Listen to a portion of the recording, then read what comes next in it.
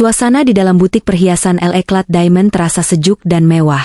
Aroma parfum mahal menguar tipis dari diffuser yang diletakkan di sudut ruangan, berpadu dengan kilauan lampu kristal yang memantul indah pada deretan etalase kaca.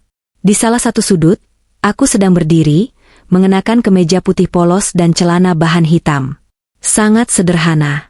Hari ini aku memang sengaja turun langsung ke cabang utama untuk mengecek stok berlian Blue Sapphire yang baru saja didatangkan dari Eropa. Aku sedang menunduk, mengelap salah satu kaca etalase yang sedikit berdebu karena kelalaian staf kebersihan pagi tadi, ketika lonceng pintu berbunyi. "Selamat datang di L'Eclat Diamond. Ada yang bisa kami bantu?" sapa salah satu pegawaiku, Rina, dengan ramah. "Aku mau cari cincin, Mbak. Yang paling mahal, yang paling besar." Suamiku baru saja dapat bonus besar. Suara wanita yang cempreng dan penuh kesombongan itu terdengar familiar. Sangat familiar hingga membuat tanganku yang memegang kain lap terhenti seketika. Darahku berdesir, bukan karena takut, tapi karena rasa jijik yang tiba-tiba naik ke kerongkongan. Aku menoleh perlahan. Benar saja. Di sana berdiri Siska, wanita yang 2 tahun lalu menghancurkan rumah tanggaku. Dia mengenakan gaun merah menyala yang terlalu ketat, dengan tas bermerek yang aku tahu itu barang KW super. Di sebelahnya, menggandeng tangannya dengan mesra, adalah Bagas, mantan suamiku. Bagas terlihat sedikit lebih tua, perutnya mulai membuncit, tapi wajah sombongnya masih sama. Wajah yang dulu pernah kucintai, tapi kini hanya menyisakan penyesalan. Mereka berjalan angkuh melewati Rina, matanya menyapu seisi toko seolah mereka adalah raja dan ratu. Siska berhenti tepat di depan etalase tempatku berdiri. Awalnya dia tidak menyadari keberadaanku karena aku menunduk. "Mas, lihat deh yang ini. Bagus ya?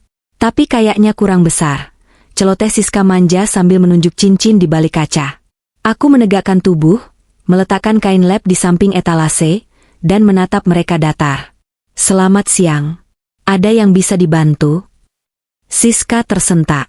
Dia membelalakan matanya, seolah melihat hantu.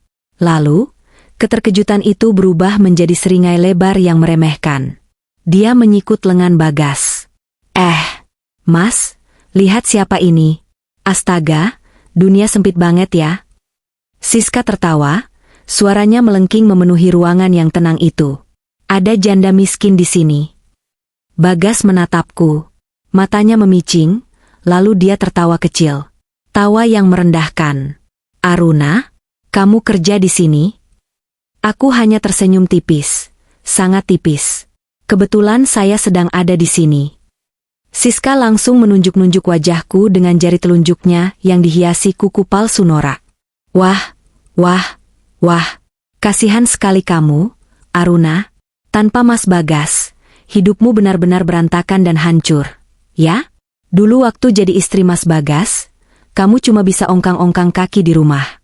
Sekarang, lihat dirimu. Pakai baju putih hitam begini, pasti jadi babu di sini, kan? Hahaha. Tawa Siska meledak, seolah itu adalah lelucon paling lucu sedunia. Bagas ikut terkekeh sambil menggelengkan kepalanya. "Sudah kuduga, Aruna. Kamu itu wanita yang tidak punya skill. Lepas dari aku, kamu cuma bisa jadi pelayan toko. Bersihin kaca kayak tadi." Beberapa karyawan lain, termasuk manajer toko, Pak Rudi, yang berdiri di dekat kasir, tampak tersentak. Pak Rudi hendak melangkah maju dengan wajah merah padam karena marah melihat bosnya dihina, tapi aku mengangkat sedikit tanganku, memberikan kode rahasia agar mereka diam. Aku ingin melihat seberapa jauh dua manusia tidak tahu malu ini akan bertingkah. "Kenapa diam saja?" Siska makin menjadi-jadi. Dia mencondongkan tubuhnya ke arahku, bau parfumnya yang menyengat menusuk hidungku. "Malu ya? Atau iri? Lihat aku sekarang, Aruna. Aku sangat bahagia. Aku akan dibelikan berlian mewah oleh suamimu. Oh maaf, mantan suamimu. Aku yakin kamu pasti ingin kembali pada suamiku setelah hidupmu miskin dan menyedihkan seperti ini." Aku menatap Siska tepat di matanya. Tidak ada rasa takut atau minder sedikit pun dalam diriku. 2 tahun lalu, mungkin aku akan menangis. Tapi Aruna yang sekarang sudah ditempa oleh api dan menjadi berlian yang keras. "Bahagia?" tanyaku pelan, namun tegas. Saya turut senang mendengarnya. Silakan dipilih, Nyonya Siska. Kami memiliki banyak koleksi yang mungkin, sesuai dengan kelas Anda. Heh, jangan sok-sopan, bentak Siska. Bagas, lihat mantan istrimu ini. Gayanya sok banget. Padahal cuma pelayan toko. Bagas menatapku dengan tatapan iba yang dibuat-buat. Sudahlah, sayang. Jangan terlalu keras sama dia. Dia pasti stres memikirkan bayar kontrakan. Aruna, kalau butuh uang makan, bilang saja. Nanti aku kasih tip lebih setelah beli cincin. Karyawan di belakangku mulai kasak-kusuk. Mereka tampak geram. Rina bahkan sudah mengepalkan tangannya. Mereka heran melihat tingkah dua orang ini yang terlihat sangat kampungan di toko sekelas L'Eclat. Tapi mereka juga bingung. Kenapa aku, pemilik tunggal perusahaan perhiasan terbesar di kota ini, membiarkan diriku diinjak-injak seperti itu? Terima kasih atas tawarannya, Pak Bagas, jawabku tenang. Tapi saya masih mampu membiayai hidup saya sendiri. Halah, mampu apa? Gaji pelayan toko berapa sih? UMR juga belum tentu. Cibir Siska. Dia lalu menggebrak etalase kaca dengan telapak tangannya. Cepat keluarkan cincin yang itu. Aku mau coba. Jangan lelet kerjanya, mentang-mentang ketemu mantan suami terus jadi baper. Aku menarik napas panjang. Sabar. Permainan baru saja dimulai. Aku mengambil kunci dari saku celanaku, bukan kunci karyawan biasa, tapi kunci master, dan membuka etalase itu. Silakan. Ucapku sambil mengeluarkan nampan berisi cincin berlian 2 karat yang ditunjuknya. Siska merampas cincin itu dengan kasar dan memasukkannya ke jarinya. Duh, agak sempit. Jari-jariku kan berisi, tanda wanita makmur.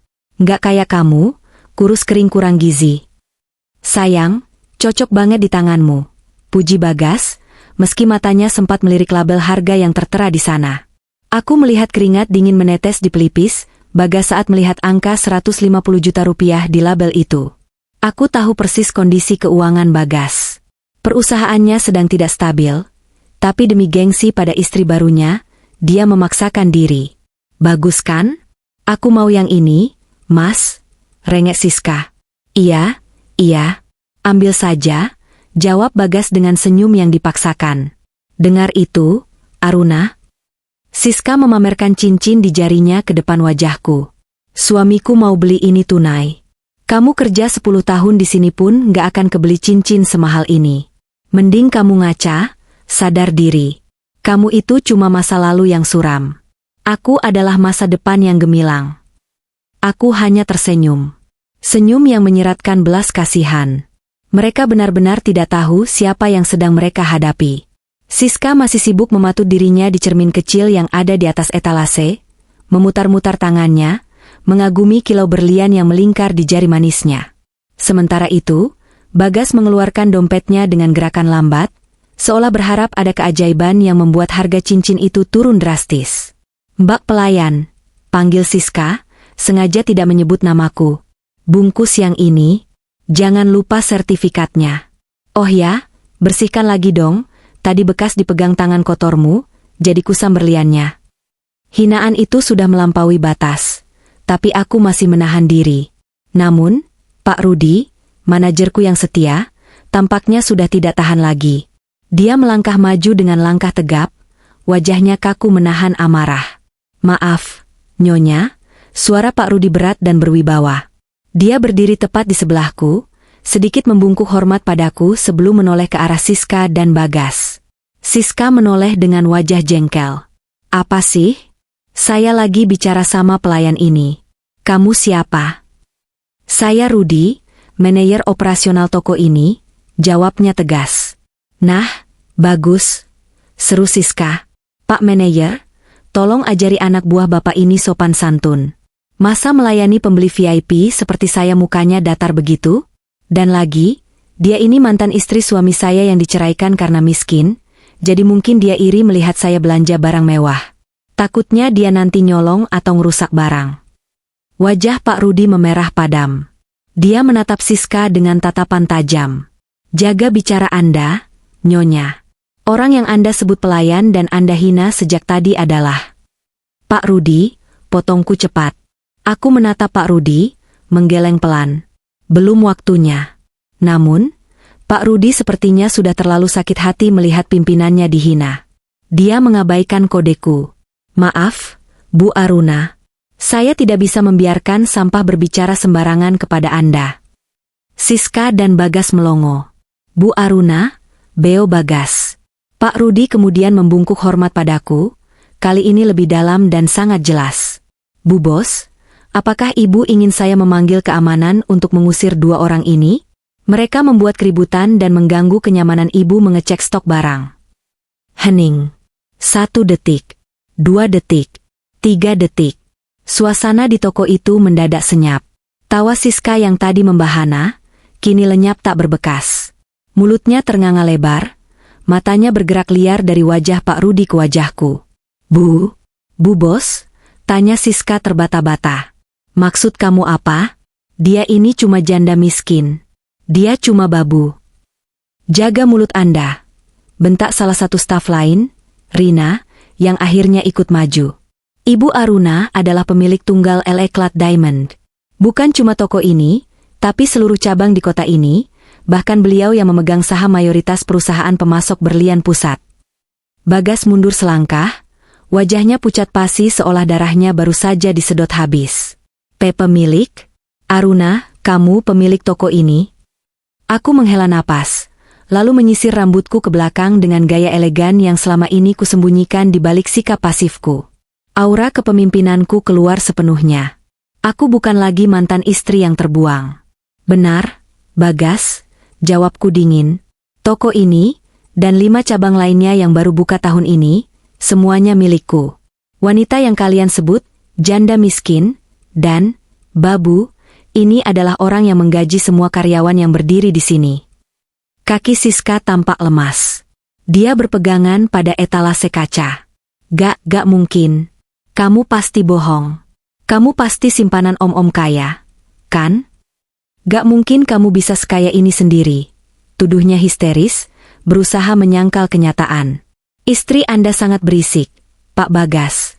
Kataku datar, mengabaikan tuduhan Siska. Tolong kondisikan. Saat itulah, pintu toko terbuka lagi. Lonceng berbunyi, tapi kali ini suaranya terdengar lebih merdu. Masuklah seorang pria tinggi tegap, mengenakan setelan jas navy yang dipotong sempurna mengikuti bentuk tubuh atletisnya. Wajahnya tampan, rahangnya tegas, dan aura kekuasaan menguar kuat darinya. Di belakangnya, 2 orang asisten berjalan membawakan tas kerja dan beberapa dokumen. Seluruh karyawan langsung membungkuk hormat, lebih hormat daripada saat menyapaku. Selamat siang, Pak Julien. Julien, tunanganku. Dia tersenyum, senyum yang bisa meluluh lantakkan hati wanita manapun. Matanya langsung mencari-cari di ruangan itu, dan saat menemukan aku, wajahnya cerah seketika. Dia berjalan cepat menghampiriku, mengabaikan Bagas dan Siska yang berdiri mematung di tengah jalan. Sayang, sapa Julien lembut. Dia meraih tanganku dan mengecup punggung tanganku di depan semua orang. Maaf aku terlambat. Meeting dengan Dewan Direksi agak alot tadi. Kamu sudah lama menunggu. Aku tersenyum manis, kali ini senyum yang tulus. Tidak apa-apa, Julien. Aku baru saja kedatangan tamu hiburan. Bagas gemetar hebat. Matanya menatap Julien dengan tatapan horor. Dia kenal siapa pria ini. Sangat kenal. Pak Julien, suara Bagas tercekat di tenggorokan. Julien menoleh perlahan, tatapannya yang tadi hangat pada diriku berubah menjadi dingin dan tajam saat melihat Bagas. Dia mengangkat satu alisnya.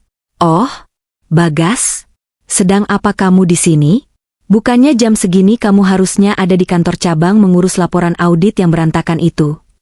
Bagas menelan ludah, keringat sebesar biji jagung mengucur di dahinya. Saya sedang istirahat sebentar. Pak, membeli cincin untuk istri saya. Siska yang tidak tahu siapa Julien, tapi melihat ketakutan suaminya, menyenggol Bagas. Mas, siapa dia? Kok kamu takut banget? Bisiknya keras. Julien tertawa kecil, tawa yang mengintimidasi. Dia merangkul pinggangku erat, posesif. Perkenalkan, Bagas. Ini Aruna, calon istri saya. Dan Aruna, sepertinya kamu sudah kenal dengan salah satu manajer area di perusahaanku?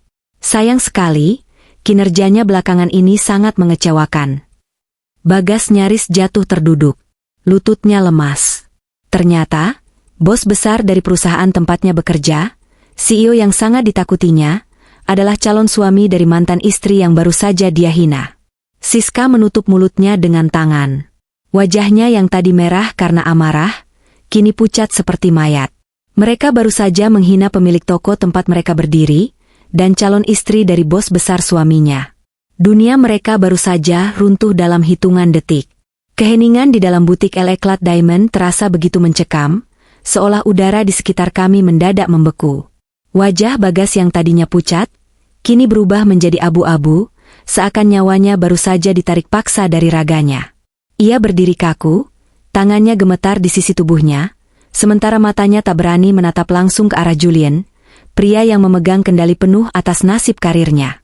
Kamu bosnya Mas Bagas. Suara Siska memecah keheningan, terdengar cempreng dan penuh ketidakpercayaan. Matanya menatap Julian dengan tatapan lapar, campuran antara kekaguman pada fisik Julian dan ketamakan melihat setelan mahal yang dikenakannya, sebelum beralih menatapku dengan kebencian yang makin membara. Gak mungkin. Mas Bagas bilang bosnya itu tua dan galak. Kamu pasti aktor bayaran yang disewa Aruna, kan? Iya, kan? Siska. Diam, bentak Bagas dengan suara tertahan, namun cukup keras untuk membuat Siska tersentak kaget. Keringat dingin mulai membasahi kerah kemeja Bagas. Tutup mulutmu. Beliau ini Pak Julian, CEO dari Nusantara Corp, induk perusahaan tempatku bekerja. Beliau pemilik segalanya. Siska melongo. Apa? Julian tersenyum miring, sebuah senyum yang tidak mencapai matanya. Dia melepaskan rangkulannya di pinggangku sejenak, lalu melangkah maju mendekati Bagas. Langkah kakinya yang mantap terdengar seperti dentum palu hakim yang siap menjatuhkan vonis. Jadi, Bagas, suara Julian rendah, namun bergema penuh otoritas. Di jam kerja, saat tim audit sedang menunggu laporanmu di kantor pusat, kamu malah berada di sini? Berbelanja barang mewah dengan uang yang, entahlah, apakah kamu benar-benar memilikinya atau tidak? Bagas menunduk dalam-dalam, tubuhnya membungkuk seperti udang. Maafkan saya, Pak Julian. Saya hanya... Hanya apa? Potong Julian tajam. Hanya ingin memamerkan kekayaan semu di depan mantan istrimu? Di toko milik mantan istrimu sendiri? Aku melangkah maju, berdiri tepat di samping Julian. Posisi kami kini sejajar, sepasang penguasa yang menatap bawahan yang telah lancang. Aku menyilangkan tangan di dada, menatap Siska yang kini tampak kebingungan dan ketakutan, namun gengsinya masih terlalu tinggi untuk mengakui kekalahan. Tadi kamu bilang apa, Siska? Tanyaku dengan nada lembut yang dibuat-buat. Oh iya, kamu bilang aku janda miskin. Kamu bilang tanpa Bagas hidupku hancur. Dan kamu bilang, aku cuma babu di sini. Aku tertawa kecil, lalu menoleh pada Pak Rudi. Pak Rudi, tolong ambilkan laporan penjualan bulan lalu. Siap, Bu Bos. Seru Pak Rudi dengan semangat berapi-api. Dia dengan cepat mengambil berkas dari meja kasir dan menyerahkannya padaku. Aku membuka map itu dengan santai, seolah sedang membaca menu restoran, sementara Siska dan Bagas menatapku dengan was-was. Omset toko ini bulan lalu saja sudah cukup untuk membeli rumah yang kalian tempati sekarang secara tunai, beserta isinya, gumamku, lalu menutup map itu dengan suara plak yang cukup keras. Jadi, Siska, siapa yang miskin di sini? Siapa yang hidupnya berantakan? Wajah Siska memerah padam, urat lehernya menonjol. Sombong banget kamu. Mentang-mentang sekarang punya duit, paling juga hasil morotin pacar kayamu ini. Jaga mulut kotormu. Bagas menyentak tangan Siska kasar. Dia tahu betul satu kata salah lagi bisa membuat surat pemecatan melayang ke mejanya besok pagi. Maafkan istri saya, Bu Aruna, Pak Julian. Dia tidak tahu apa-apa. Oh, dia tahu banyak hal, Bagas, sela Julian dingin. Dia tahu cara menghina calon istri saya. Dan kamu, sebagai suaminya, membiarkannya. Bahkan ikut tertawa. Julian menatapku, memberikan panggung sepenuhnya padaku. Sayang, selesaikan urusanmu dengan mereka. Aku tidak suka melihat sampah mengotori lantai tokomu. Dukungan Julian membuatku merasa di atas angin. Aku menatap cincin berlian yang masih melingkar di jari Siska. Cincin seharga 150 juta yang tadi dia pamerkan. Nah, Nyonya Siska yang sangat bahagia, ujarku, menekan kata bahagia dengan nada sarkas. Tadi Anda begitu mendesak ingin membeli cincin itu, bukan? Anda bilang suami Anda akan membelikannya secara tunai. Anda bilang saya tidak akan mampu membelinya seumur hidup saya. Sekarang, buktikan ucapan Anda. Aku menunjuk mesin edisi di meja kasir. Silakan bayar. 150 juta rupiah. Atau, apakah omongan kalian tadi hanya bualan orang kampung yang ingin terlihat kaya? Siska menatap Bagas dengan panik. Mas, bayar mas. Jangan bikin aku malu di depan perempuan ini. Gesek kartumu. Kamu kan baru dapat bonus. Bagas terlihat seperti orang yang ingin pingsan. Dia menelan ludah susah payah. Aku tahu persis kondisi keuangan Bagas. Bonus yang dia dapatkan tidak seberapa, dan sebagian besar sudah habis untuk membayar cicilan mobil mewah yang dia paksakan beli demi Siska. Kartu kreditnya? Oh, aku yakin limitnya sudah menjerit. Mas, cepetan, desak Siska sambil mengguncang lengan Bagas. Dengan tangan gemetar hebat, Bagas mengeluarkan kartu kredit platinumnya. Dia berjalan gontai menuju kasir. Rina, pegawaiku, menerimanya dengan senyum penuh kemenangan. Silakan pinnya, Pak, ucap Rina sopan tapi tajam. Bagas menekan tombol dengan jari yang gemetaran. Mesin berbunyi be pelan, memproses transaksi. Detik-detik berlalu terasa seperti jam. Siska sudah mengangkat dagunya lagi, siap menyombongkan diri begitu struk keluar. Tit. Suara penolakan dari mesin edisi terdengar nyaring di ruangan sunyi itu. Maaf, Pak, kata Rina dengan suara yang sengaja dikeraskan. Transaksinya declinet. Limit tidak mencukupi. Wajah Bagas langsung berubah menjadi merah keunguan. Siska ternganga. Apa? Gak mungkin. Coba lagi. Masukin lagi. Mesin kalian yang rusak kali, teriak Siska histeris. Mesin kami berfungsi sempurna, Nyonya. Baru saja dipakai transaksi 500 juta oleh pelanggan sebelum Anda, jawab Rina tenang. Silakan dicoba kartu lain, Pak Bagas. Bagas merogoh dompetnya lagi, mengeluarkan kartu kedua. Dia mencoba lagi. Tit. Ditolak lagi, Pak, lapor Rina tanpa ampun. Aku tertawa renyah. Tawa yang benar-benar lepas. Aku berjalan mendekati mereka, menatap Siska yang kini tampak seperti cacing kepanasan. Jadi ini yang namanya kaya? Tanyaku sambil menggelengkan kepala. Menghina orang lain miskin, menuduh orang lain babu, tapi mau beli cincin saja kartunya ditolak? Duh, Siska. Kalau mau pamer, pastikan dompetnya berisi dulu, ya. Jangan cuma mulutnya yang besar. Kamu. Siska mengangkat tangannya, hendak menampar wajahku. Refleksnya didorong oleh rasa malu yang tak tertahankan. Tapi sebelum tangannya menyentuh pipiku, sebuah tangan kekar menahan pergelangan tangannya di udara. Julian. Cengkeraman Julian begitu kuat hingga Siska meringis kesakitan.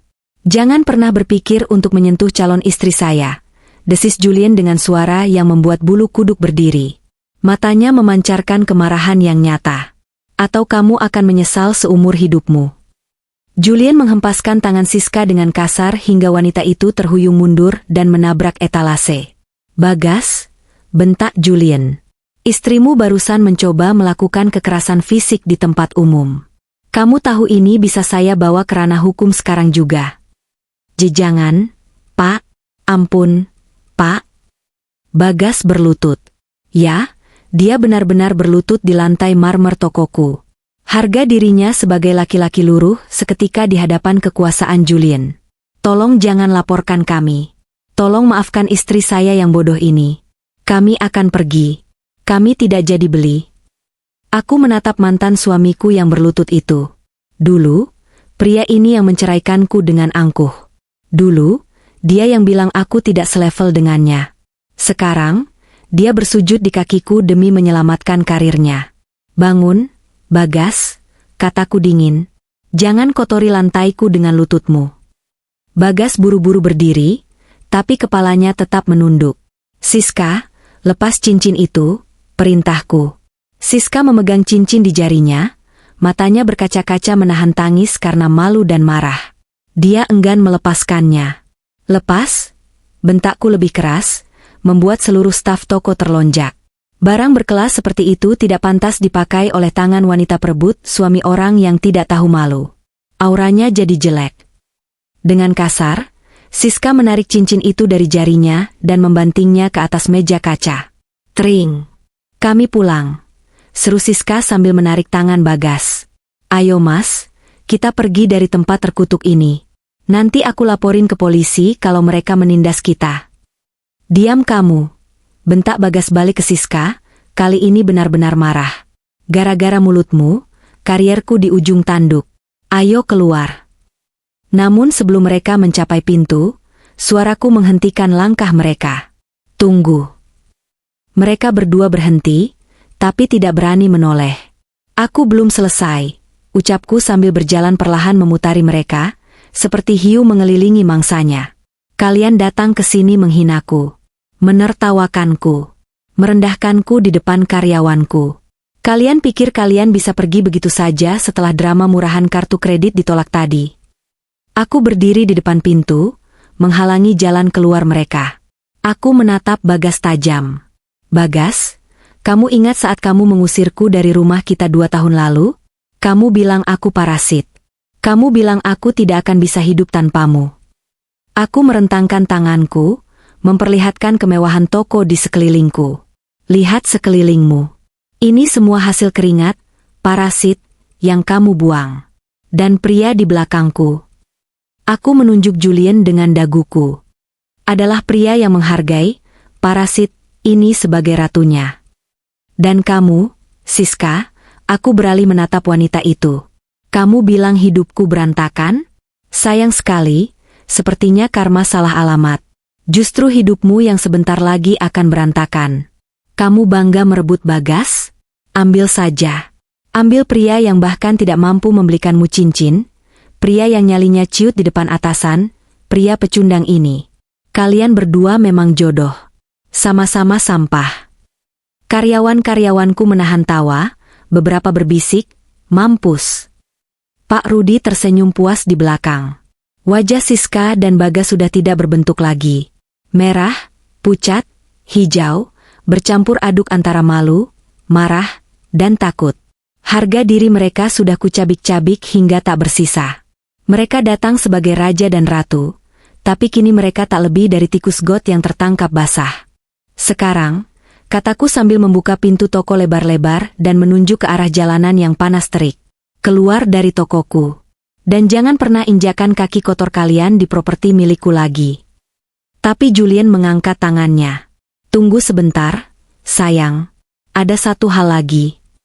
Julien mengeluarkan ponselnya, menekan sebuah nomor, dan berbicara dengan mode loudspeaker agar Bagas bisa mendengarnya. Halo, HRD? Saya Julien. Siapkan surat peringatan tingkat 3 dan skorsing untuk Bagas Pratama, manajer area Jakarta Selatan. Bekukan semua akses dan fasilitas kantornya mulai detik ini. Saya ingin audit menyeluruh terhadap semua pengeluarannya selama 5 tahun terakhir. Ada indikasi penyalahgunaan dana. Suara di seberang telepon menjawab tegas. Siap, Pak Julien. Segera dilaksanakan. Bagas merosot ke lantai. Kakinya benar-benar kehilangan tulang. Matanya kosong. Skorsing. Audit. Itu artinya akhir dari segalanya. Jika audit dilakukan, semua kebusukan kecil yang mungkin pernah dia lakukan akan terungkap. Tidak, Pak, jangan. Rintih Bagas. Keluar, perintah Julien dingin.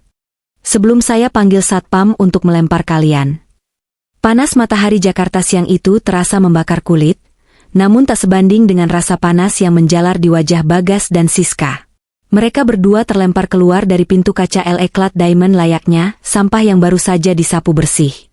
Bunyi lonceng pintu yang tertutup di belakang mereka terdengar, seperti palu pengadilan yang menutup nasib mereka. Di trotoar yang ramai, Beberapa pejalan kaki menoleh, heran melihat sepasang manusia berpakaian rapi namun dengan ekspresi wajah yang berantakan.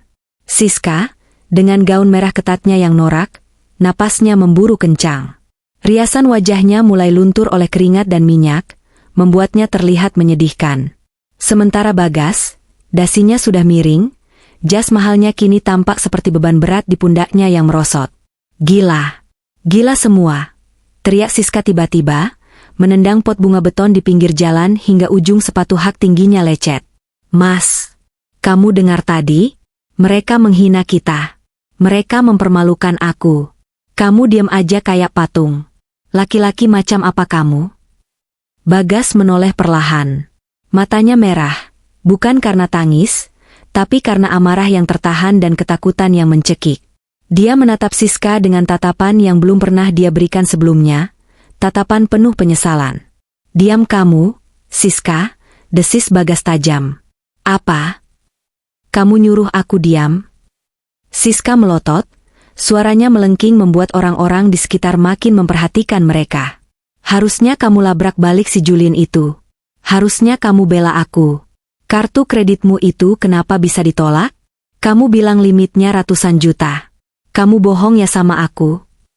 Aku bilang diam, bentak Bagas sekuat tenaga. Suaranya menggelegar, membuat Siska terlonjak mundur dan menutup mulutnya rapat-rapat.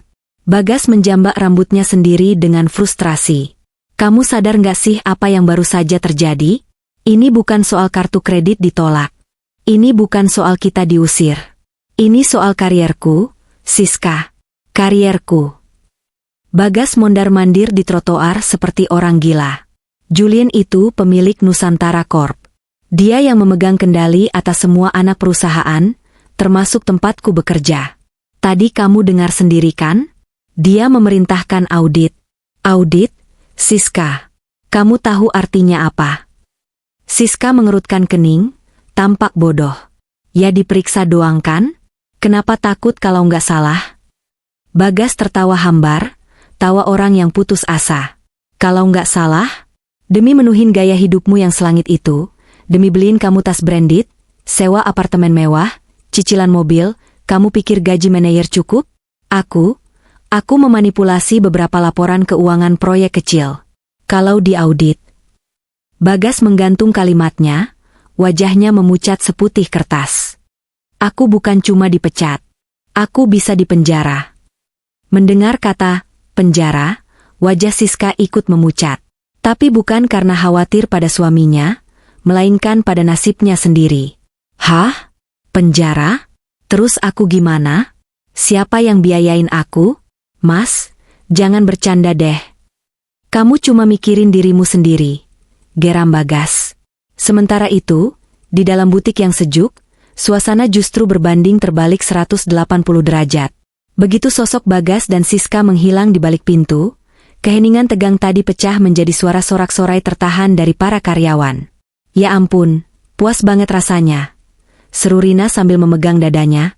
Muka mereka pas kartu ditolak itu loh. Priceles banget.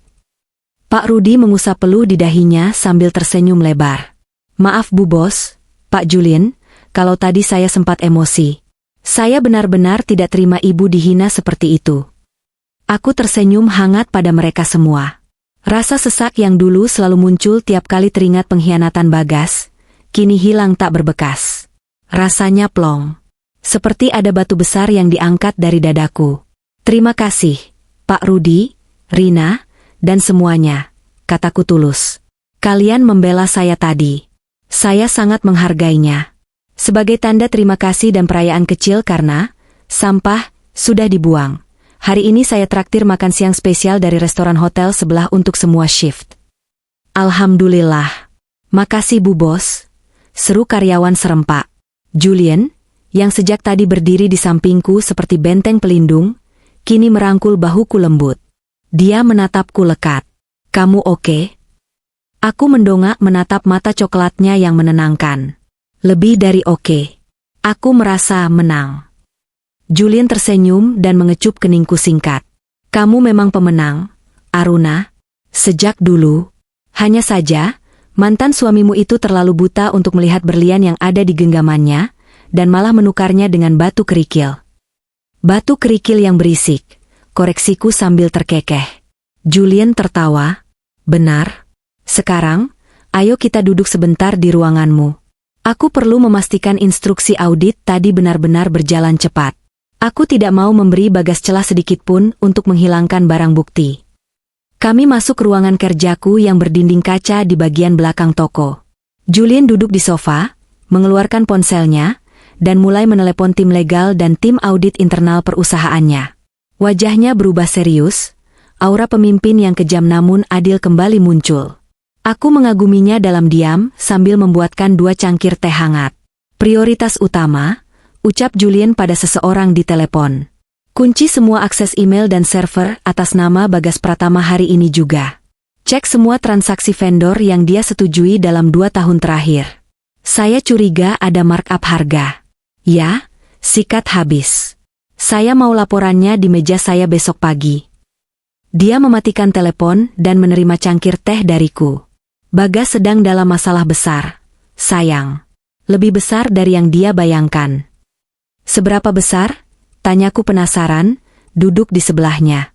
Cukup besar untuk membuatnya miskin mendadak. Dan mungkin menghabiskan beberapa tahun di balik jeruji besi kalau dia terbukti menggelapkan dana perusahaan. Jawab Julian santai sambil menyesap tehnya. Aku tidak akan memberi ampun pada karyawan yang tidak jujur, apalagi yang berani menghina calon istriku. Kembali ke trotoar panas di depan toko. Bagas dan Siska masih berdebat. Siska merengek minta pulang naik taksi online premium, sementara Bagas sibuk mengecek ponselnya yang mendadak tidak ada sinyal data untuk aplikasi kantor. Mas, pesenin Grab dong. Panas nih. Bedakku luntur. Rengek Siska. Sabar kenapa sih? Ini email kantor nggak bisa dibuka? Bentak Bagas panik. Notifikasi, akun dinonaktifkan, muncul berulang kali di layarnya. Jantungnya berdegup kencang. Itu artinya Julian tidak main-main. Aksesnya sudah diputus dalam hitungan menit. Tiba-tiba, sebuah mobil hitam mewah, mobil dinas operasional yang biasa dipakai Bagas, mendekat ke arah mereka. Itu mobil kantor yang difasilitasi untuk jabatan manajer. Bagas menghela napas lega. Syukurlah, Pak Maman jemput. Kita pulang naik mobil kantor. Mobil itu berhenti tepat di depan mereka. Bagas hendak membuka pintu belakang, tapi pintu itu terkunci. Kaca jendela depan turun. Supir kantor, Pak Maman, menatap Bagas dengan wajah canggung dan tidak enak hati. Pak Maman, buka kuncinya. Panas nih, perintah Bagas. Maaf, Pak Bagas, ucap Pak Maman pelan. Saya baru saja dapat telepon dari HRD pusat dan bagian aset. Saya dilarang membawa bapak dan ibu. Saya diperintahkan untuk segera membawa unit mobil ini kembali ke pool kantor pusat sekarang juga. Bagas ternganga. Apa? Maman, saya ini bos kamu. Buka pintunya. Maaf, Pak.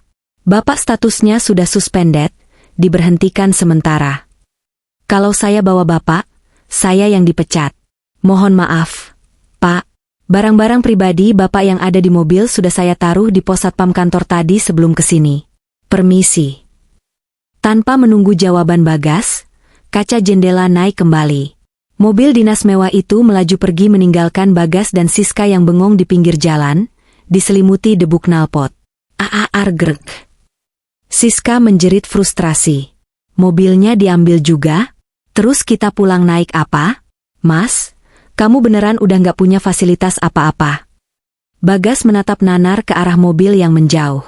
Fasilitas mobil dicabut. Akses email ditutup. Ini baru permulaan. Dia menatap Siska, wanita yang karenanya dia rela menceraikan istri sebaik Aruna, wanita yang karenanya dia korupsi kecil-kecilan demi gaya hidup hedon. Dan sekarang, melihat wajah Siska yang penuh tuntutan dan tanpa empati, rasa muak mulai tumbuh di hati Bagas. Naik angkot, jawab Bagas dingin. Apa? Angkot? Gila kamu ya? Aku pakai gaun mahal begini suruh naik angkot? Protes Siska. Dompetku tipis, kartu kredit mati, saldo debit menipis nunggu gajian yang belum tentu turun bulan depan karena skorsing. Kalau mau pulang, naik angkot atau jalan kaki? Bagas berjalan meninggalkan Siska menuju pangkalan angkot di ujung jalan. Siska menghentakkan kakinya keras-keras, air mata kemarahan meleleh di pipinya. Dia menoleh sekali lagi ke arah LA Clad Diamond. Di balik dinding kaca, samar-samar dia melihat Aruna sedang tertawa bahagia bersama Julian. Pemandangan itu seperti pisau yang mengiris hatinya. Aruna di dalam istana kaca yang sejuk, sementara dia di jalanan berdebu yang panas. "Awas kamu, Aruna," gerutu Siska pelan, meski dalam hatinya, ketakutan mulai merayap. Dia sadar, roda nasib sedang berputar dengan kecepatan penuh untuk menggilasnya. Di kejauhan, awan mendung mulai menggantung di langit Jakarta, seolah menjadi pertanda badai besar yang akan menghancurkan rumah tangga rapuh Bagas dan Siska. Perjalanan pulang ke rumah kontrakan mewah mereka di kawasan elit Bintaro terasa seperti perjalanan menuju neraka. Bukan karena macetnya Jakarta, melainkan karena atmosfer di dalam taksi online murah yang mereka tumpangi terasa begitu mencekik.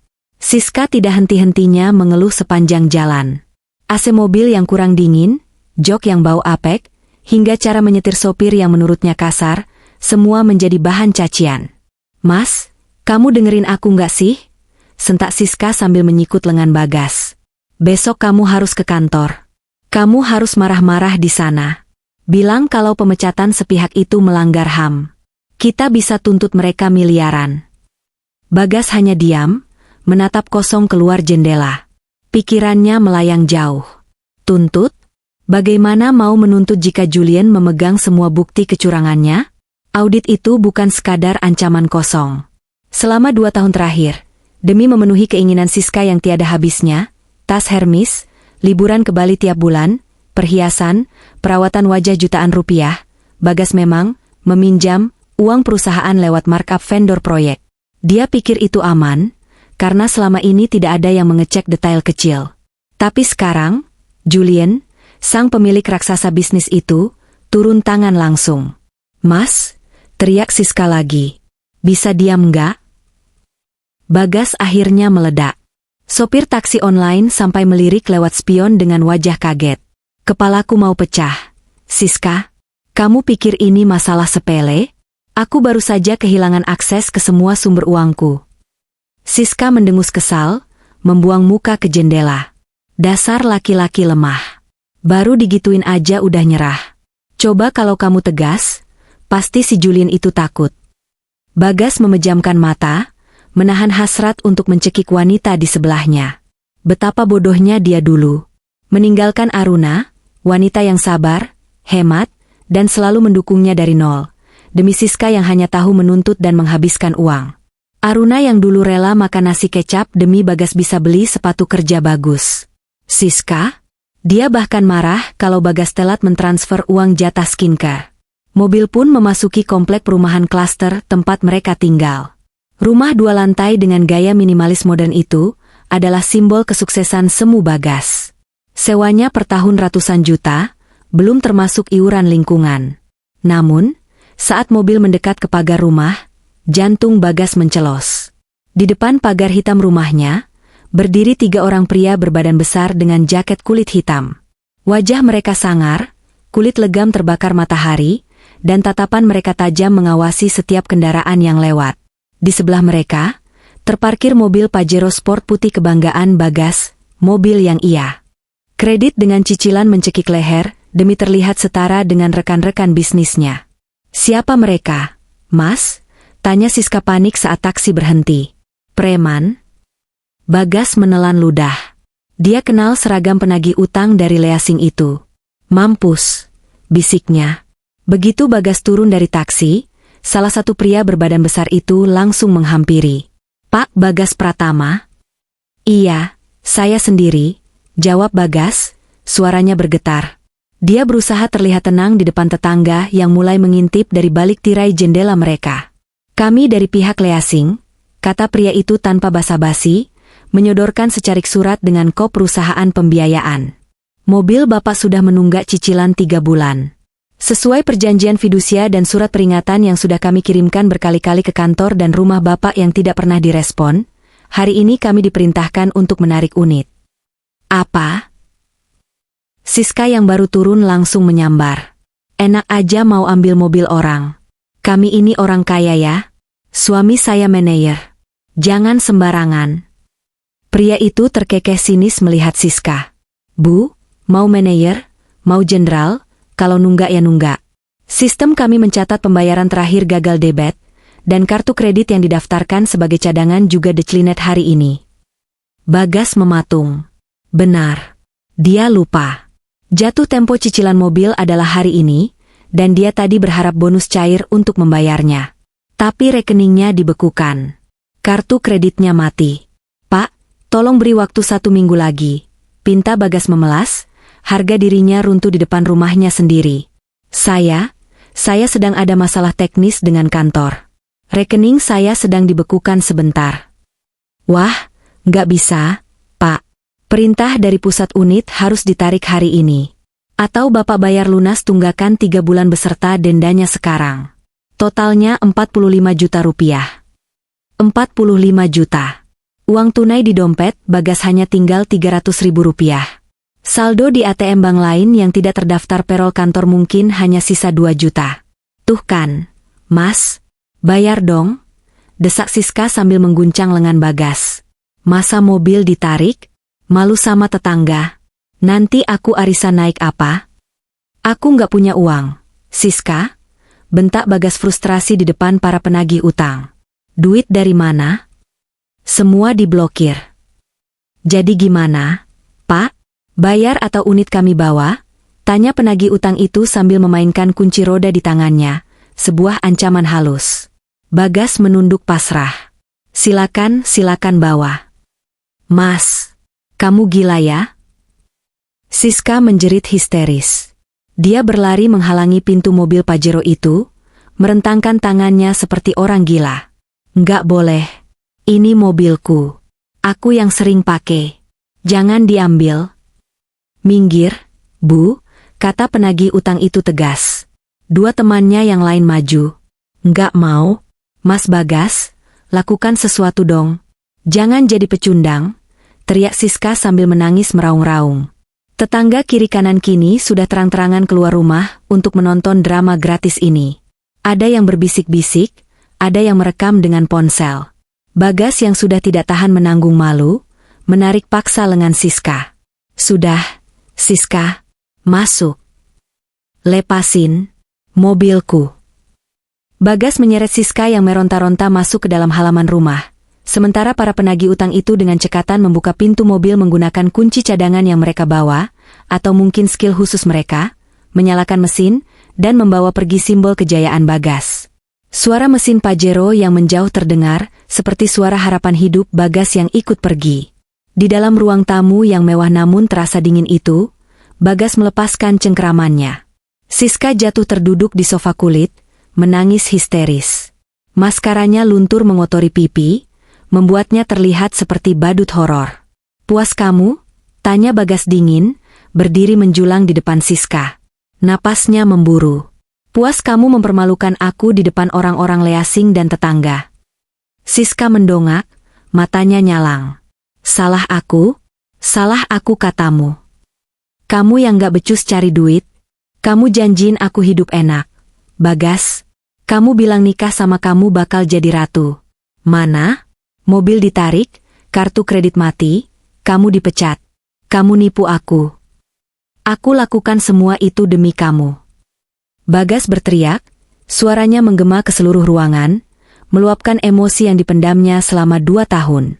Dia menendang meja kopi kaca di depannya, hingga bergeser keras. Bra, kamu pikir gajiku cukup buat gaya hidupmu? Hah? Bagas menunjuk-nunjuk wajah Siska. Gaji manajer itu ada batasnya. Tapi kamu minta tas 50 juta, kamu minta liburan ke Eropa, kamu minta renovasi dapur padahal ini rumah sewa. Aku korupsi demi kamu, Siska. Aku curi uang kantor biar kamu bisa pamer di Instagram. Siska terdiam sejenak, terkejut dengan pengakuan Bagas. Tapi dasar watak egois, dia malah membalas, yaitu resiko kamu sebagai suami. Kalau nggak mampu, ngapain dulu sok-sokan deketin aku pas masih sama Aruna? Aruna aja bisa kaya raya sekarang. Dia punya toko berlian. Berarti kamu yang bodoh, nggak hoki. Aruna bisa sukses, kamu malah nyungsep.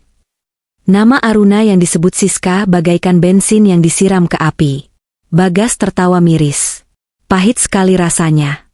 Ya, Aruna sukses. Gumam Bagas, suaranya melemah namun penuh kepedihan. Aruna sukses setelah lepas dari aku. Dan aku hancur setelah bersama kamu. Kamu sadar nggak polanya di sini? Bagas menatap Siska dengan tatapan jijik yang baru pertama kali ia rasakan. Aruna itu wanita pembawa rezeki. Dia hemat, dia pintar atur uang, dia mendukungku. Sejak nikah sama kamu, rezekiku seret. Uang masuk banyak, tapi keluarnya lebih deras kayak air bah. Kamu itu parasit. Siska, kamu bukan istri, kamu benalu. Kurang ajar. Siska melempar bantal sofa ke wajah Bagas. Kalau aku benalu, ceraikan aku. Ceraikan. Oh, tenang saja. Jawab Bagas dingin, membiarkan bantal itu jatuh ke lantai. Gak usah kamu suruh. Saat aku masuk penjara nanti karena audit Julian, kamu pasti bakal lari cari laki-laki lain, kan? Aku tahu jenis perempuan seperti kamu. Gak ada uang, abang ditendang. Bagas berbalik, melangkah gontai menuju kamar tidur.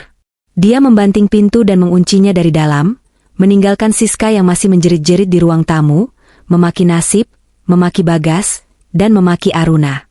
Di dalam kamar yang gelap, Bagas duduk di tepi ranjang.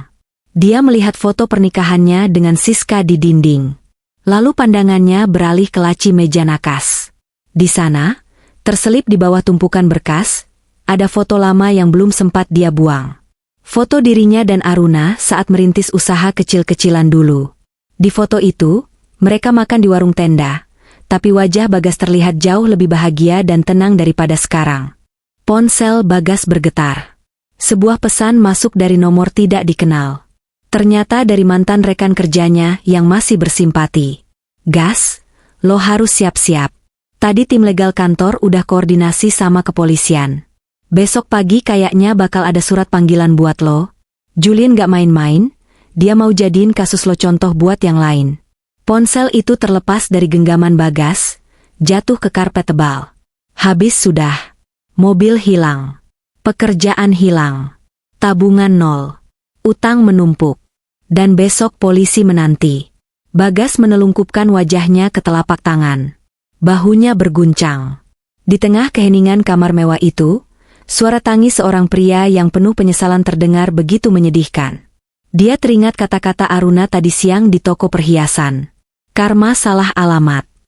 Tidak, Aruna salah. Karmanya sudah sampai di alamat yang tepat. Sangat tepat. Sementara itu, di sebuah restoran rooftop bintang 5 di pusat Jakarta, Aruna sedang mendentingkan gelas wine-nya dengan gelas Julian. Pemandangan lampu kota Jakarta di malam hari menjadi latar yang sempurna. Untuk masa depan, ucap Julian lembut, menatap Aruna penuh cinta. Untuk masa lalu yang sudah terkubur, balas Aruna sambil tersenyum, menyesap anggur merahnya yang terasa manis. Dia tidak tahu apa yang sedang terjadi di rumah Bagas, dan dia tidak peduli. Baginya, Bagas dan Siska hanyalah debu yang sudah dia sapu bersih dari teras kehidupannya yang kini berkilau. Pagi itu, langit Jakarta tampak mendung pekat, seolah ikut berduka atau mungkin sedang bersiap mencuci bersih dosa-dosa yang ada di bawahnya. Di dalam rumah kontrakan mewah di Bintaro, suasana terasa jauh lebih dingin daripada udara di luar. Bagas duduk di sofa ruang tamu dengan pakaian yang sama sejak kemarin. Kemejanya kusut, bau keringat bercampur asap rokok menguar dari tubuhnya. Di meja di hadapannya, asbak penuh dengan puntung rokok yang menggunung. Matanya merah dan bengkak, menatap kosong ke arah pintu utama. Dia tidak tidur semalaman. Dia menunggu. Menunggu ketukan pintu yang dia tahu pasti akan datang. Sementara itu, di kamar tidur, terdengar suara gaduh koper yang diseret dan lemari yang dibuka tutup dengan kasar. Siska sedang sibuk. Bukan sibuk menenangkan suaminya yang sedang di ujung tanduk, melainkan sibuk menyelamatkan aset. Siska. Panggil Bagas serak, suaranya hampir hilang. Tidak ada jawaban. Hanya suara resleting tas yang ditarik keras. Bagas memaksakan kakinya yang berat untuk melangkah ke kamar. Di sana, dia melihat pemandangan yang membuat hatinya yang sudah retak, kini hancur berkeping-keping. Siska sedang memasukkan semua tas branded, Hermes, Gucci, Louis Vuitton, ke dalam 2 koper besar. Dia juga sedang memilah perhiasan di kotak aksesoris, memasukkan semua yang berkilau ke dalam pouch beludru. "Kamu mau kemana?" tanya Bagas lirih. Siska menoleh sebentar, wajahnya tampak panik namun penuh determinasi. Tidak ada lagi panggilan, "Mas," atau nada manja. "Aku mau pergi. Aku mau amankan barang-barang ini dulu. Nanti kalau polisi datang dan menyita semuanya, kita nggak punya apa-apa." "Kita?" Bagas tertawa sumbang. "Kamu bilang, kita? Tapi kenapa kamu cuma masukin barang-barang kamu? Jam tanganku, laptopku, kenapa kamu masukin juga ke kopermu?" Siska terdiam sejenak, lalu mendengus kesal. "Buat modal hidup, Bagas. Kamu kan udah nggak punya duit. Kalau kamu di penjara, aku makan apa? Aku harus jual ini semua buat bertahan hidup. Kamu mau ninggalin aku?" Bagas menatap istrinya tak percaya. "Di saat aku mau ditangkap, kamu mau kabur. Terus aku harus apa? Ikut masuk penjara sama kamu?" bentak Siska.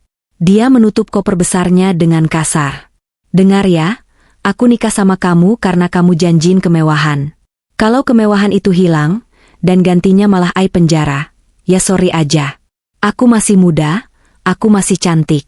Aku nggak mau masa mudaku habis buat nungguin koruptor." Duar. Ucapan itu lebih menyakitkan daripada tamparan.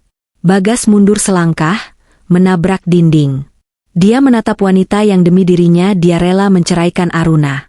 Wanita yang dia kira mencintainya apa adanya, ternyata hanya mencintai isi dompetnya. Aruna pernah hidup bersamanya saat makan nasi garam, tapi Siska bahkan tidak mau bersamanya saat dia tersandung kerikil. Tiba-tiba, suara sirine meraung-raung dari kejauhan, semakin lama semakin dekat, hingga akhirnya berhenti tepat di depan rumah mereka. Suara sirine itu membelah keheningan pagi komplek, membuat anjing tetangga menggonggong riuh. Bagas gemetar. Mereka datang. Siska panik setengah mati. Dia menyambar kedua kopernya. "Minggir. Aku harus pergi lewat pintu belakang." Namun terlambat. Terdengar gedoran keras di pintu depan. "Buka. Kami dari kepolisian." Suara tegas itu meruntuhkan sisa keberanian Bagas.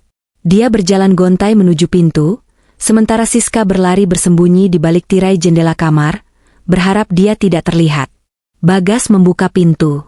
Di sana berdiri 5 orang petugas berseragam lengkap dan 2 orang berpakaian preman. Di belakang mereka, terlihat beberapa wartawan dengan kamera yang siap membidik. Julian benar-benar membuktikan ucapannya, dia menjadikan kasus ini sebagai contoh publik. "Saudara Bagas Pratama?" tanya petugas paling depan, menunjukkan surat perintah penangkapan. "Ya saya," jawab Bagas lemah. "Berdasarkan laporan dari PT Nusantara Corp dan hasil audit forensik, Anda ditetapkan sebagai tersangka atas dugaan penggelapan dana perusahaan, pemalsuan dokumen, dan pencucian uang dengan total kerugian negara dan perusahaan mencapai 5 miliar rupiah. Anda kami tangkap." 2 petugas langsung maju, memutar tubuh Bagas, dan memasangkan borgol besi yang dingin di pergelangan tangannya. Klik, klik. Suara itu menandakan berakhirnya kebebasan Bagas. Wartawan mulai merangsek maju, cahaya blitz kamera menyilaukan mata Bagas. Tetangga-tetangga yang penasaran sudah berkumpul di jalanan, berbisik-bisik, menunjuk-nunjuk dengan wajah jijik. "Pak, tolong jangan diliput. Tolong." Bagas memohon, berusaha menutupi wajahnya dengan bahu. "Bawa dia," perintah komandan polisi.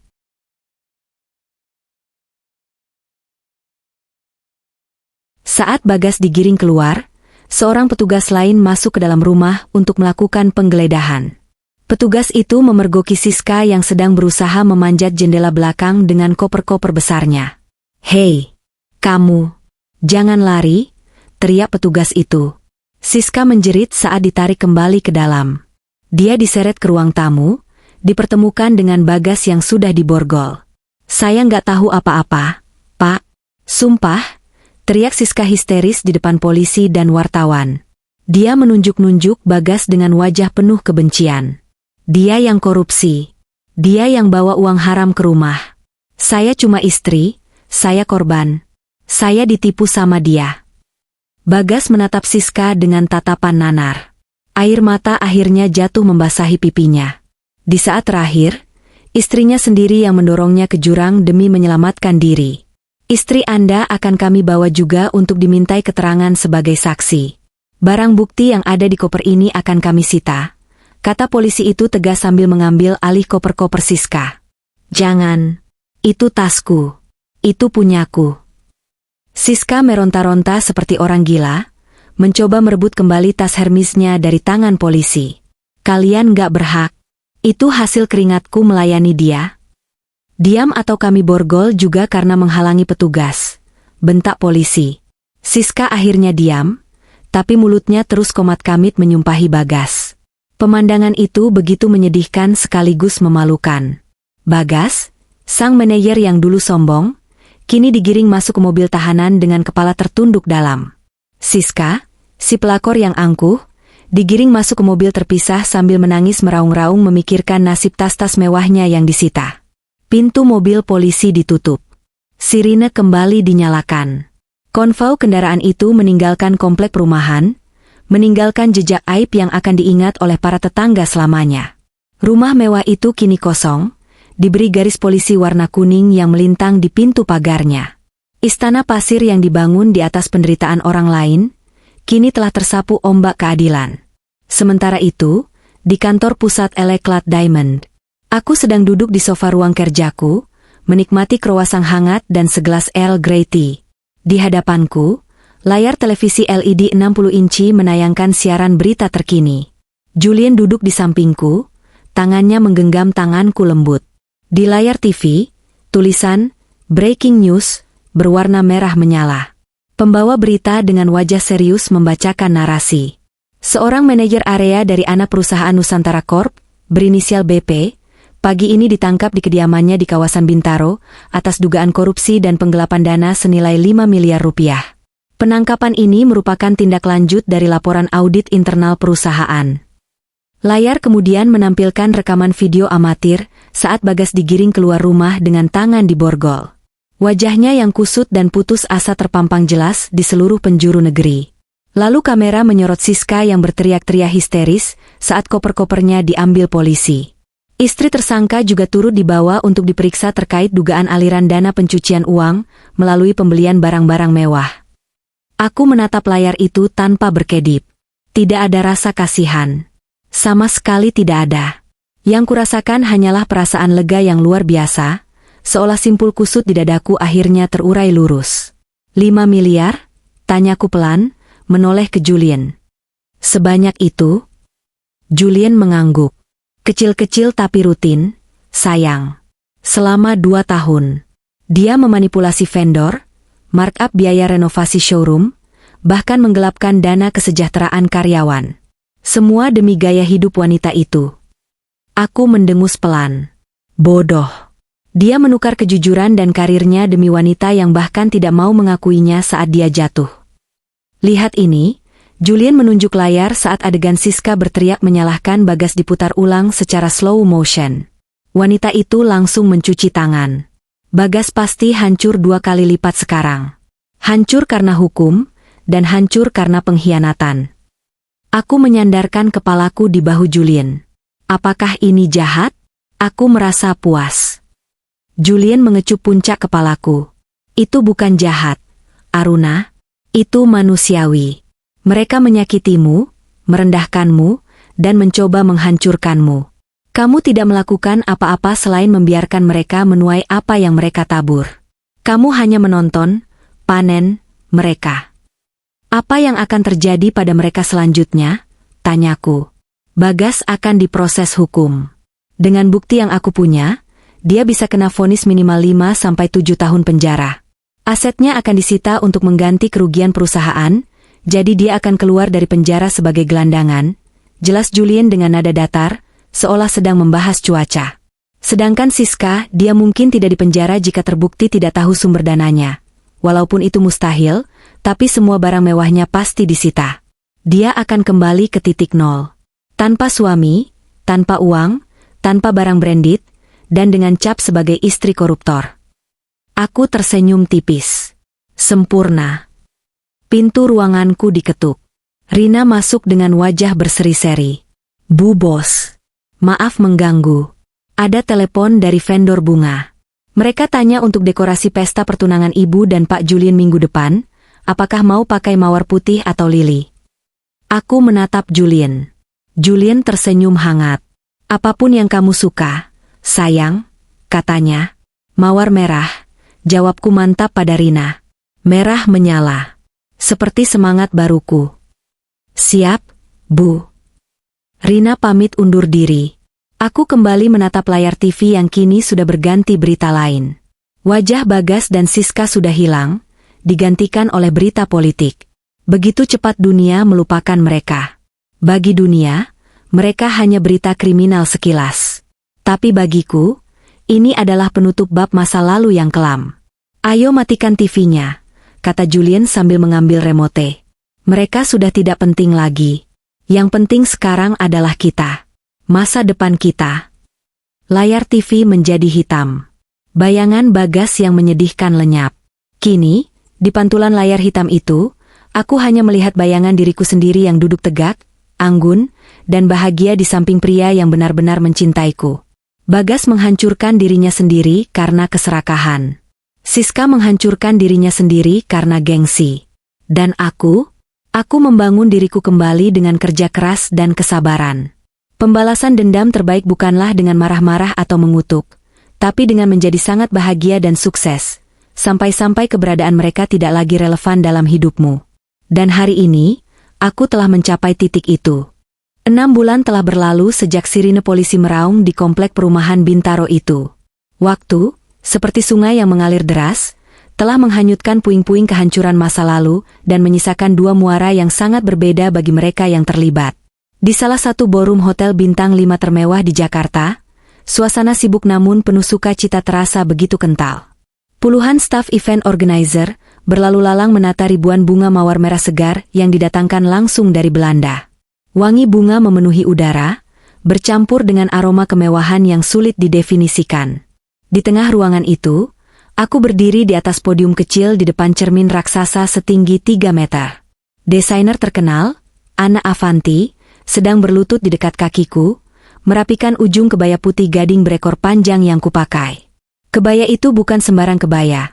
Ia bertaburan kristal Swarovski asli yang berkilauan setiap kali aku bergerak, seolah-olah aku sedang mengenakan cahaya bintang. Sempurna, gumam Anne sambil berdiri dan menatap karyanya dengan puas. Mbak Aruna, lingkar pinggangnya pas sekali.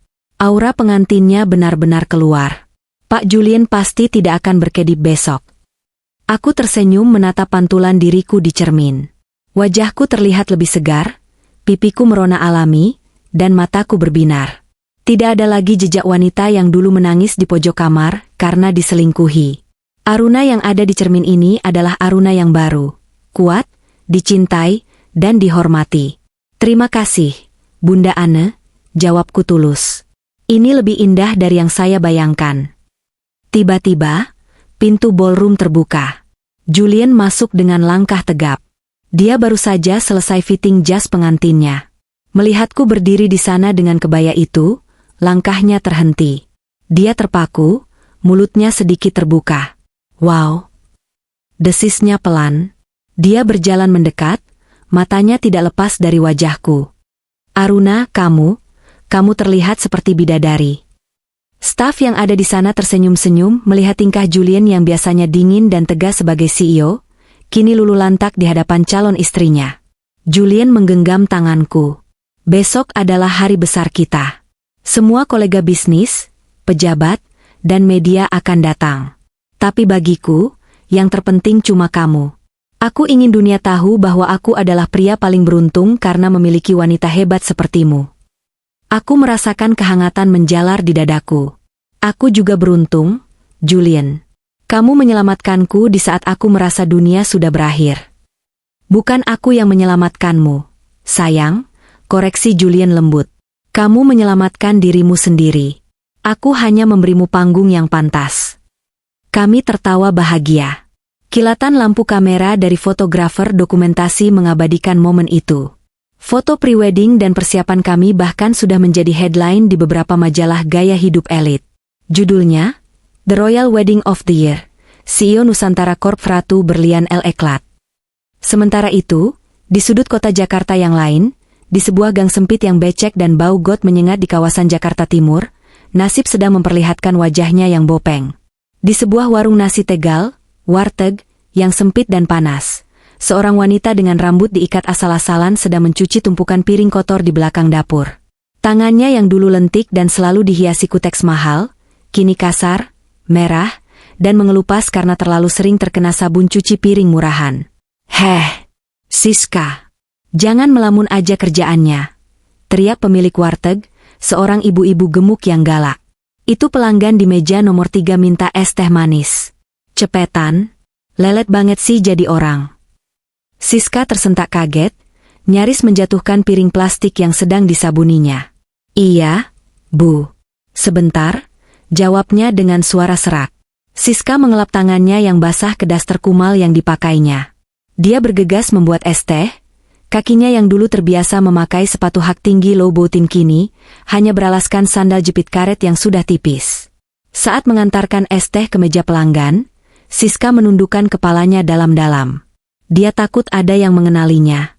Meskipun kemungkinannya kecil, siapa yang akan menyangka Siska si sosialita palsu kini jadi pelayan warteg, rasa malunya tetap menghantui. 6 bulan lalu, setelah polisi menyita semua tas, perhiasan, dan barang brandednya, Siska benar-benar tidak punya apa-apa. Tabungannya nol. Apartemen sewaannya diambil alih pemilik karena tidak bisa bayar. Teman-teman sosialitanya, mereka menghilang seperti hantu begitu tahu Siska terlibat kasus korupsi suaminya. Tidak ada yang mau menampungnya. Orang tuanya di kampung pun menolak menerimanya karena malu dengan berita di televisi. Akhirnya, Siska terdampar di sini. Tinggal di kamar kos petak seukuran 2x3 meter tanpa ventilasi yang layak, tidur di kasur busa tipis, dan bekerja serabutan hanya untuk makan. "Nih, Bu, es tehnya," kata Siska pelan sambil meletakkan gelas di meja. Pelanggan itu, 2 orang gadis muda karyawan pabrik, tidak memperdulikan Siska. Mata mereka terpaku pada layar televisi tabung kecil yang menyala di pojok atas warteg. Pemirsa, besok adalah hari yang dinanti-nantikan oleh kalangan elit Jakarta. Pernikahan akbar antara Julian Shailendra, CEO Nusantara Corp, dengan Aruna Wijaya, pemilik L'Eclat Diamond, akan digelar di Hotel Mulia. Diperkirakan pesta ini akan menghabiskan dana miliaran rupiah. Suara berita infotainment itu membuat tubuh Siska membeku. Di layar TV yang buram itu, terpampang wajah Aruna yang sedang tersenyum bahagia dalam balutan kebaya mewah, bergandengan tangan dengan Julian yang tampan. Mereka terlihat begitu sempurna, begitu bersinar. Di bawah layar, ada teks berjalan, mantan istri bangkit dari keterpurukan, kini menjadi pengusaha sukses dan dipersunting konglomerat. Gelas nampan yang dipegang Siska gemetar. Matanya memanas. "Wah, gila ya," komentar salah satu gadis pelanggan itu. "Si Aruna itu cantik banget. Dengar-dengar dulu dia janda yang dibuang suaminya demi pelakor."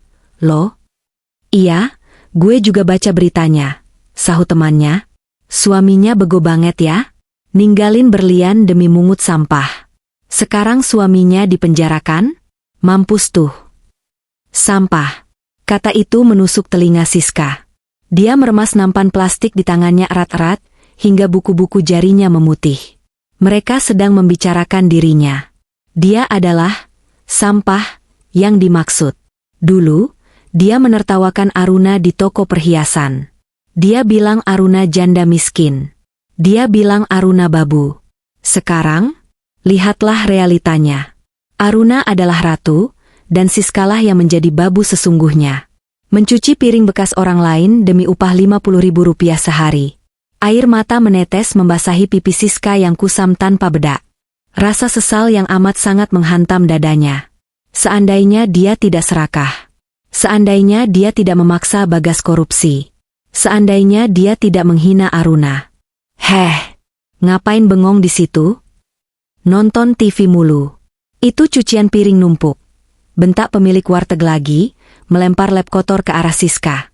Lap itu mengenai wajahnya. Siska tidak berani melawan. Dia memungut lap kotor itu dengan tangan gemetar.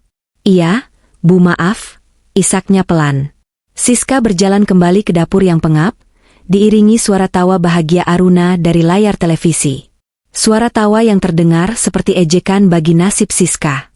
Dia kembali menghadapi tumpukan piring kotor yang berminyak dan bau. Bau sisa makanan ini adalah parfum barunya sekarang. Sementara itu, di lapas Cipinang, Bagas duduk meringkuk di pojok sel yang sempit. Tubuhnya kurus kering, rambutnya dicukur botak.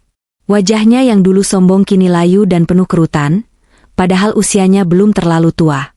Dia baru saja selesai membersihkan WC umum penjara, tugas piketnya hari ini. Seorang sipir lewat dan melempar koran bekas ke dalam selnya.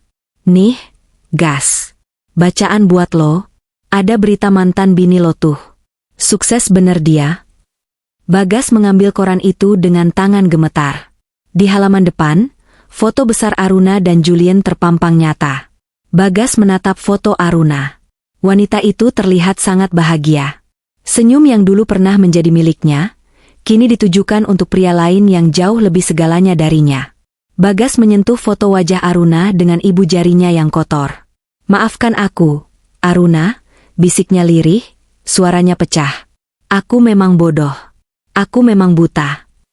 Dia teringat Siska. Istri yang dia bela mati-matian, istri yang membuatnya masuk lubang buaya ini, tidak pernah sekalipun menjenguknya selama 6 bulan ini.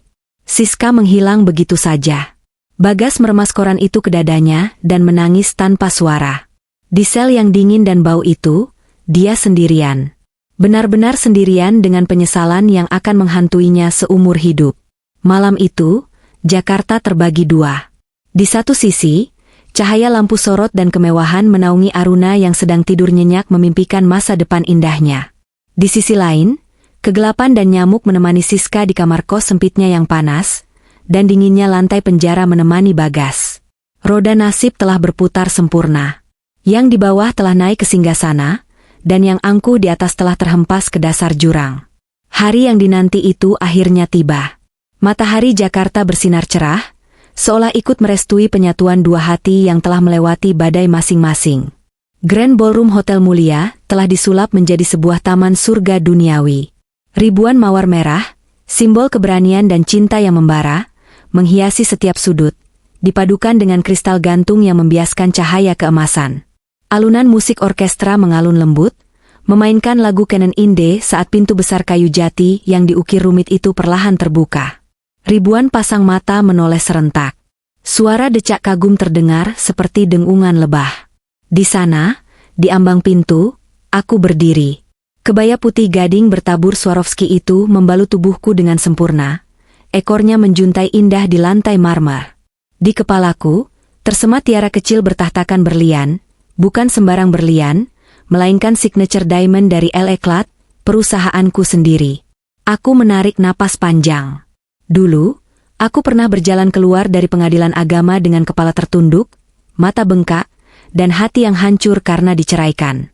Hari ini, aku berjalan masuk dengan kepala tegak, senyum mengembang, dan hati yang utuh kembali.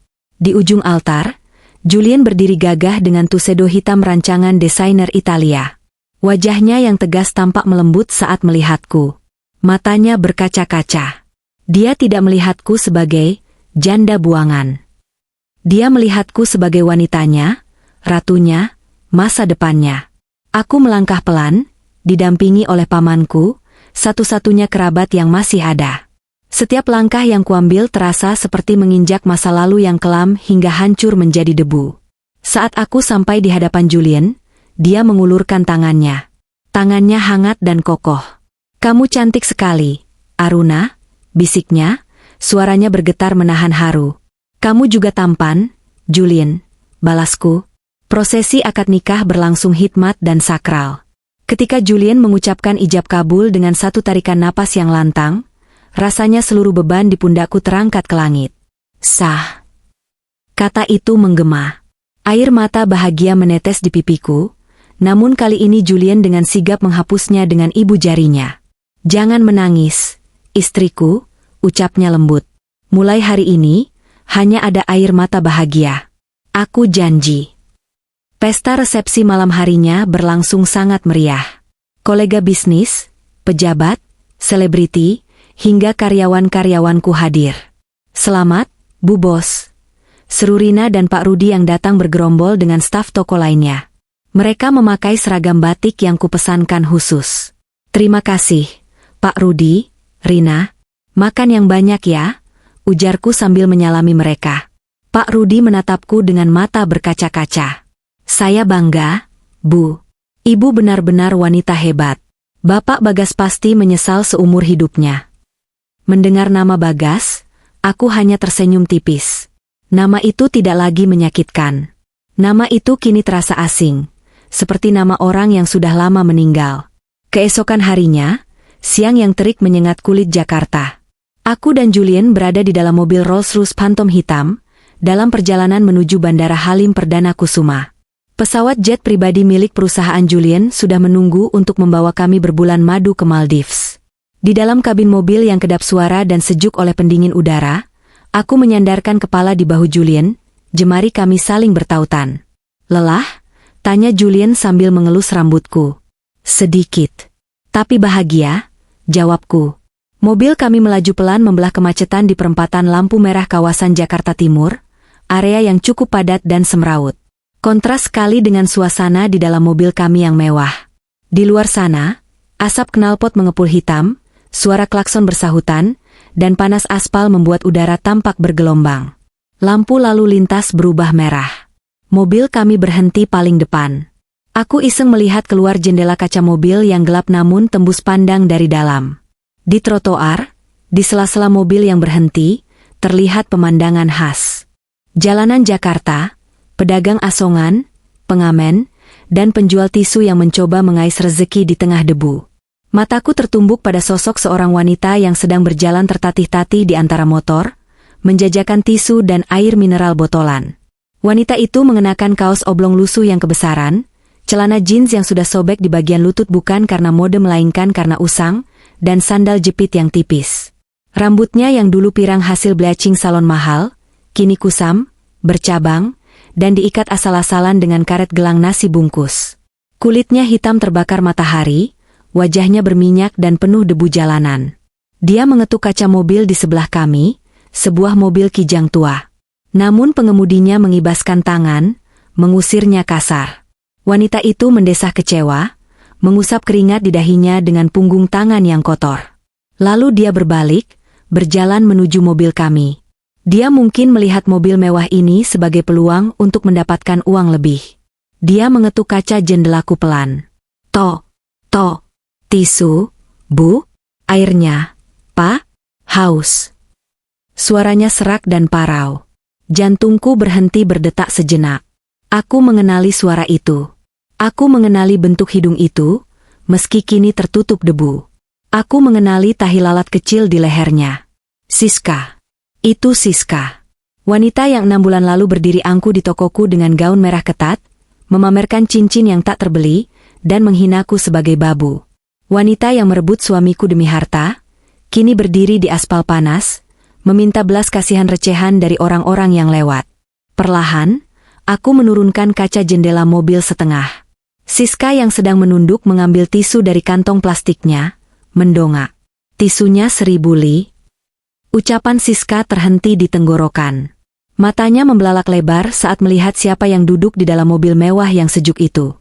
Dia melihatku. Aruna. Dengan kacamata hitam Dior yang kusampirkan di kepala, blus sutra putih yang elegan, dan cincin berlian asli yang berkilau di jari manisku. Waktu seolah berhenti. Mulut Siska ternganga, tangannya gemetar hebat hingga bungkusan tisu yang dipegangnya jatuh berserakan ke aspal panas. Aruna, desisnya tak percaya. Suaranya penuh ketakutan dan rasa malu yang amat sangat. Dia melihatku seperti melihat hantu.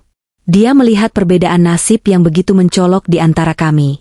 Hanya terpisah selembar pintu mobil, tapi jarak kami bagaikan bumi dan langit. Dia di neraka jalanan yang panas, aku di surga kenyamanan. Aku menatapnya datar. Tidak ada kemarahan. Tidak ada niat untuk meludahinya atau memaki-makinya seperti yang dia lakukan padaku dulu. Melihatnya seperti ini, hancur, kotor, dan menyedihkan, sudah lebih dari cukup. Ini adalah hukuman terberat baginya, diketahui oleh musuhnya saat berada di titik terendah. Semoga daganganmu laris. Ucapku singkat, nadaku tenang dan dingin. Lampu lalu lintas berubah hijau. Jalan, Pak, perintah Julien pada sopir kami, tanpa menoleh ke Siska. Dia tahu siapa itu, tapi dia memilih untuk tidak memberi panggung pada masa lalu. Kaca jendela perlahan naik kembali, menutup akses Siska ke duniaku. Saat mobil mulai melaju, aku sempat melirik ke spion. Aku melihat Siska jatuh terduduk di aspal di tengah kemacetan, menutupi wajahnya dengan kedua tangan, menangis meraung-raung di tengah bisingnya klakson kendaraan yang memarahinya agar minggir. Dia menangisi nasibnya. Dia menangisi kesombongannya. Dia menangisi karma yang datang menagih lunas tanpa diskon. Siapa tadi? Sayang? Tanya Julien sambil menggenggam tanganku lagi, meski dia sudah tahu jawabannya. Aku tersenyum, menatap lurus ke jalan tol yang sepi dan lancar di depan kami. Bukan siapa-siapa, jawabku mantap. Hanya pengingat kecil bahwa Tuhan itu maha adil. Julien tersenyum dan mencium punggung tanganku. Benar. Sekarang, lupakan masa lalu. Maldives menunggu kita. Aku menyandarkan tubuhku di jok kulit yang empuk. Bayangan Siska yang kumuh dan Bagas yang mendekam di penjara perlahan memudar, tergantikan oleh bayangan laut biru dan pasir putih yang akan segera kulihat. Aku, Aruna, wanita yang pernah dibuang dan dihina, kini telah memenangkan pertarungan tanpa perlu mengotori tanganku dengan darah. Aku membalas dendam dengan cara yang paling elegan, bahagia. Dan bagiku, itu adalah kemenangan yang mutlak.